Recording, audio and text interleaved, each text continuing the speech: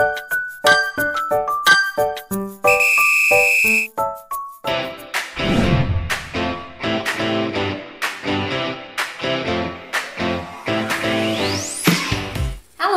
kasih sudah klik video ini. Hari ini kita akan belajar sebuah bahasa asing yang sering dipelajari di Indonesia. Bahasa apa?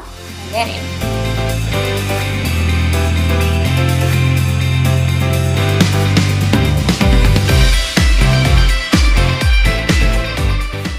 Seiring dengan berkembangnya zaman, kita nggak bisa memungkiri kalau penggunaan sebuah bahasa itu penting untuk dipelajari. Kenapa? Karena sekarang eranya udah global. Saat teman-teman mau untuk bekerja di luar negeri, kita nggak perlu langsung ke sana, kita juga bisa bekerja secara remote. Nah, untuk itu perlu penguasaan bahasa yang lebih dibandingkan dengan bahasa ibu. Jadi bahasa ibu aja menjadi tidak cukup untuk kita gunakan saat ini. Saat mempelajari sebuah bahasa asing, yang paling susah adalah mengawalinya. Oleh sebab itu, kita akan belajar sama-sama di video ini tentang pengenalan bahasa Mandarin secara dasar. Seperti halnya bahasa yang lain, bahasa Mandarin juga punya syllabic structure atau penulisan sebuah kata dalam bahasa Mandarin. Kalau dalam bahasa Indonesia, kata itu hanya berisi alfabetik aja. Saat kita mau belajar bahasa Mandarin, ada dua hal yang perlu kita perhatikan. Bagaimana penulisan Hanzi dan Pinyin dalam bahasa Mandarin. Hanzi adalah aksara dasar yang biasanya dipakai untuk penulisan bahasa Mandarin. Sedangkan Pinyin adalah bagaimana cara kita melafalkannya. Karena banyaknya penutur asing yang juga mempelajari bahasa ini, maka ada juga skema penulisan alfabetik dari Hanzi yang sudah dituliskan. Seperti yang bisa teman-teman lihat di gambar ini, satu kata bahasa Mandarin atau injie terdiri dari Hanzi dan Pinyinnya. Di sana kita bagi lagi, ada initial, ada final, dan juga ada tones-nya. Itu yang akan kita pelajari di hari ini. Bagaimana initial, final, dan tones dalam bahasa Mandarin.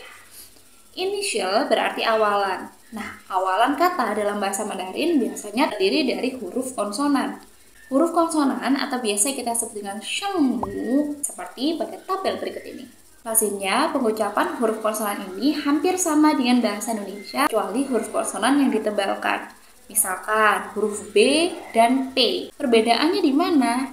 Di penekanan dari nadanya. Dan masih banyak lagi huruf konsonan yang berbeda pengucapannya.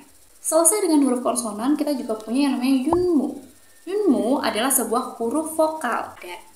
Huruf vokal dalam bahasa Mandarin ada 6 nih. 5 seperti hanya dalam bahasa Indonesia plus 1. U dengan tanda senyum di atasnya. Biasanya U yang seperti ini saya sebut dengan you smile. Kenapa? Karena cara pengucapannya seperti hanya saat teman-teman bilang huruf I, kemudian diganti dengan huruf U, iu, iu, u. You smile dibaca dengan u. Selesai dengan shengmu, sekarang kita masuk ke nada dalam bahasa Mandarin atau biasa kita sebut sebagai shengtiao. Nada dalam bahasa Mandarin dibagi menjadi 4 nada datar, nada yang naik ke atas, nada yang bergelombang membentuk huruf V, dan nada yang turun ke bawah. Selain keempat nada itu, ada juga toneless tones atau sebuah nada yang gak bernada. Nada ini kita sebut sebagai jingsheng,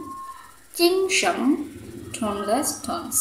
Kenapa penggunaan nada itu penting dalam bahasa Mandarin? Seperti pada contoh yang sudah digambarkan, memang penggunaan nada yang berbeda dalam bahasa Mandarin akan merubah makna dari kata yang ingin kita sebutkan. Meskipun demikian, tidak menutup kemungkinan bahwa perubahan dari nadanya bisa kita lihat di pengucapan full sentence-nya. Itu tadi adalah awalan saat kita mau mempelajari dalam bahasa Mandarin. Kita perlu tahu dulu bagaimana nada, huruf vokal, huruf konsonan dalam bahasa Mandarin. Jika ada yang mau teman-teman tambahkan, silahkan tuliskan di kolom komentar. Terima kasih. Wassalamualaikum warahmatullahi wabarakatuh.